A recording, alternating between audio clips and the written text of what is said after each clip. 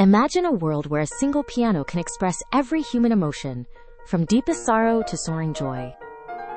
That world was shaped by a young boy from Warsaw, a prodigy who transformed the instrument forever. Together, let's discover 3 fascinating facts about the life of Frederic Chopin. Fact number 1. Frederic Chopin was a child prodigy. Born in 1810 in Poland, Frederic grew up in a very happy and loving home. His father was French. He was a teacher and had a respectable position. His mother was Polish. She loved music and took great care of her home and her family. He grew up in a beautiful house in the village of Żelazowa Wola, 45 kilometers west of Warsaw. He had 3 sisters and enjoyed a warm and cultured childhood. His parents nurtured his talent gently, hiring excellent music teachers and encouraging him without pushing him to become a star for money. By the age of 7, he had already composed his first piece, a polonaise, a proud Polish dance. By 10, he was performing for royalty. People admired his genius so much that they called him the Little Mozart of Warsaw. Even as a child, his playing had something special, a sensitivity, a poetry, a softness that made people deeply emotional. His childhood was truly special, but life was about to test him in ways he could never imagine. Fact number 2. His early adult life was marked by death, exile, and illness, which deeply shaped his music. Before he even reached adulthood, Chopin endured 3 profound traumas that would shape his music forever. First, he experienced the heartbreaking death of his beloved sister Amelia, who was only 14 years old. This loss deeply affected him.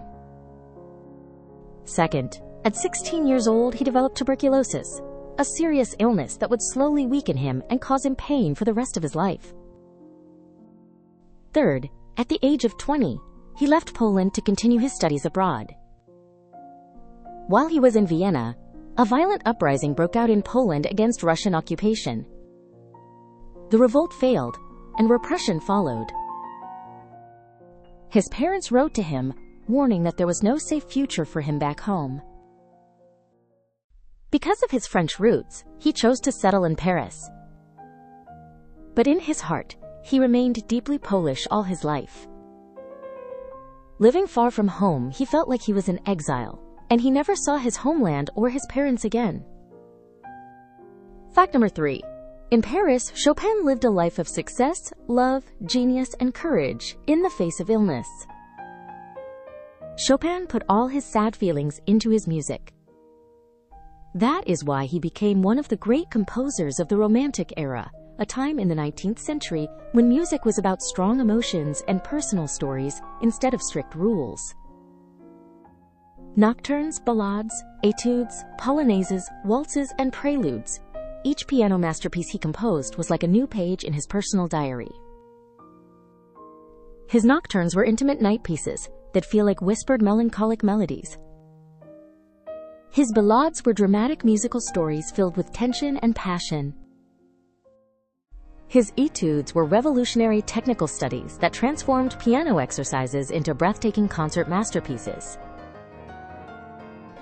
His polonaises and mazurkas were inspired by Polish dances, expressing pride, nostalgia, and love for his homeland. His 24 preludes were short but powerful musical moments, each capturing a different emotion. Through these works, Chopin pushed the piano to its emotional limits. In Paris, he became not only a famous composer, but also a true piano virtuoso. His playing was both technically brilliant and full of deep feeling. Other great musicians, including Liszt and Mendelssohn, respected him greatly. However, Chopin was shy and disliked large concert halls. In Paris, he gave only one major public concert per year. These rare appearances made his concerts fully booked and unforgettable events. This annual performance reminded audiences that he was still present, still creating, and allowed him to introduce his newest works. Most of the time, he preferred performing in small private salons for friends, aristocrats, and artists. To earn a living, he gave piano lessons, and he quickly became the highest-paid piano teacher in Paris. Wealthy families competed for the honor of having him teach their children. One of the most important chapters of his life was his great love story with the famous writer George Sand. She was strong, independent, and very different from him. Their relationship lasted nearly 10 years and brought both happiness and turmoil. In 1838, during a trip to Majorca, his condition worsened, and Chopin felt very weak and sad. During this difficult period, he composed parts of his magnificent 24 preludes, transforming suffering into beauty. One of the most famous is the Raindrop Prelude. In this piece, a repeating note echoes gently throughout, like steady drops of rain falling outside. The music begins calmly and peacefully, then suddenly grows darker and more dramatic, like a powerful storm, before returning to a quiet, reflective mood, as if the rain has stopped but the emotions remain. In 1848, although very weak, Chopin traveled to London and Scotland to give concerts. The exhausting journey and humid climate worsened his illness dramatically.